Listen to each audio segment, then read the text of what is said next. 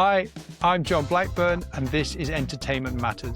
This is a podcast for people who make live entertainment happen. I talk with people from across entertainment and beyond to explore how we think about our work and how we put that thinking into practice.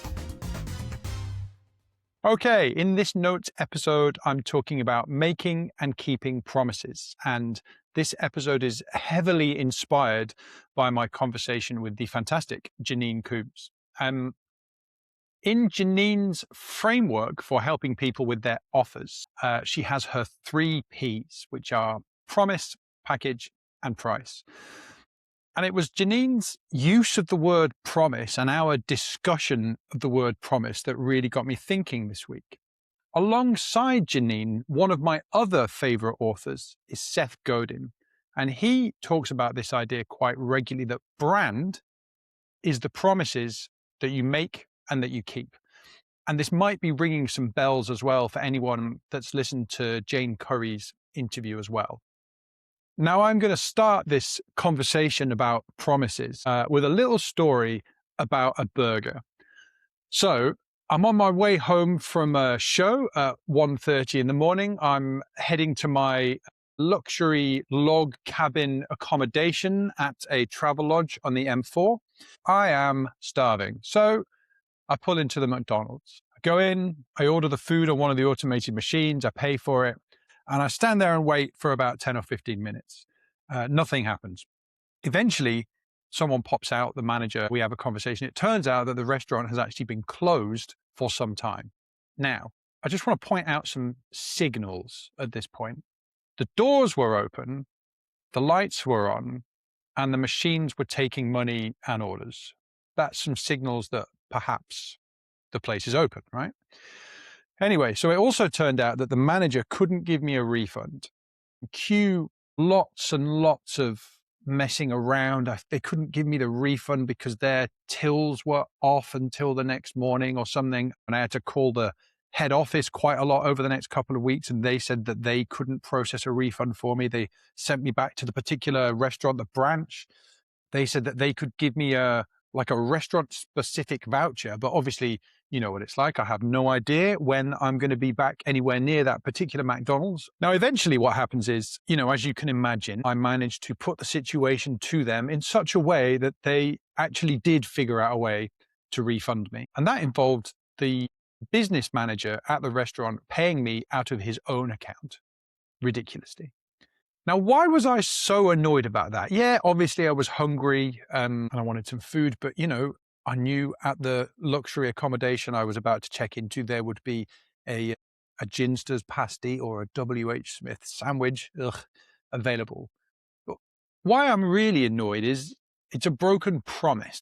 When you go to McDonald's, they're making a certain set of promises, and you go to McDonald's because of those promises. And before we talk about exactly what those promises are, let's contrast that with visiting the local West Hampstead farmers market on a Friday morning. So at West Hampstead Farmers Market, there is a sort of a burger pop-up thing from a farmer. Obviously, it's way more expensive. Obviously, it's way nicer. They're making a different set of promises.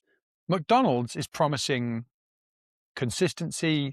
It's promising systems. It's promising convenience.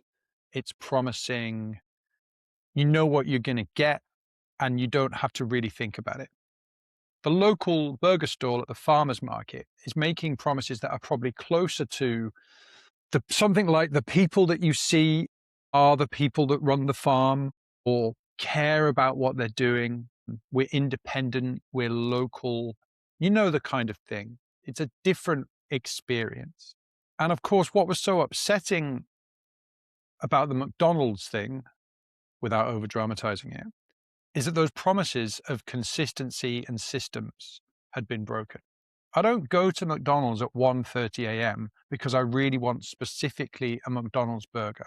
Yes, I'm hungry, but I'm going because at that point in the evening, I want the convenience and the quickness of it all. I also expect that if there's a problem, they just have a page in their handbook that says, oh yeah, press this button, and a refund will be generated. So if we contrast that with the burger place at the farmer's market, if I'd gone to the farmer's market and I'd gone to pay for something and the card machine wasn't working, for example, and they said, "Oh, we're really sorry, but we can only take cash," I'd be like, "Oh, well, yeah, that's fine, isn't it? That's okay. Go over the road, get some cash, pay for the burger." Or even if I'd paid for the thing and then it turns out somehow, although I don't think this would happen because care, even if I had paid for a thing and then they couldn't give it to me, I just think there'd have been a lot of immediate apologizing, and whoever was there in the van, on the stall at the time would have taken sort of personal responsibility to sort the thing out. But the most important part is if it happened at the burger stall, at the market, I think I'd have been less upset about it because there isn't any promise really made of far-reaching consistency and systems. Whereas, of course, at McDonald's, that is basically the promise. So to take us away from burgers and back towards entertainment, I think the most important part about this podcast is what promises are you making and what promises are you keeping with your work in entertainment? What promises does your show make and what promises does it keep? What promises does your company make and keep? Are they the right promises for what you're trying to do in entertainment? And importantly, are they the right promises for the people you're actually making something for? So to bring us back more closely to Janine's observations and Janine's 3Ps, the promise or the promises that you are making are not just the words that you say or even the words that are written on your website, for example.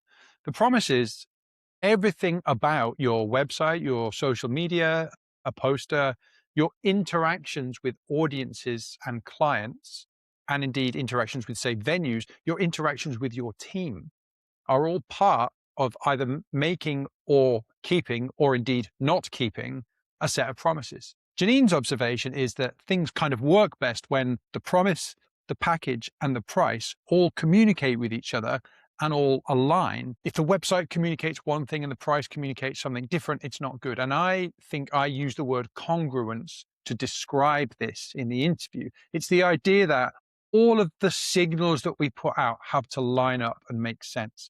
And I had a great conversation with a commercial manager of a large promoter in the UK who gave this brilliant example. He was talking about value for money, of how important it was to be careful what you put in show promo material. So if your show promo video includes a 19-piece band and it's all live with 8 singers and lasers and pyro and 16 dancers, and your show is available to book into a 180 cap venue, probably the attendees in the venue are going to be disappointed on gig day when you rock up with 4 singers, some costume changes, and some tracks. Why are they disappointed? Because the promise made in the video has been broken in the show. What about a fictitious example? Imagine taking your child or going with some children to a lovely children's show featuring fluffy bunnies, all caring for each other and building a better world and helping each other solve problems. And then on the way out of that, your child or a child around you accidentally knocks something over on the merch stand and the venue staff shout at them. That's an important promise that is being broken and it would really sting. And importantly, you are making and then either keeping or not keeping promises all the time, whether you've thought about it in this way or not. So, to wrap up, professionally, commercially, and even personally, what promises are you currently making or implying through the signals that you allow to be transmitted? Which ones are true? Which ones do you keep? Which ones do you want to keep? And how could you do an even better job of doing that? And are there any signals that need to be updated to match the real promise? I'm off for a burger. Thanks for listening and thanks for whatever you do to make live entertainment happen. If you'd like to be notified when there's a new episode and stay up to date with the podcast, you can sign up for the Entertainment Matters Q Sheet at the link in the description. Have a great show.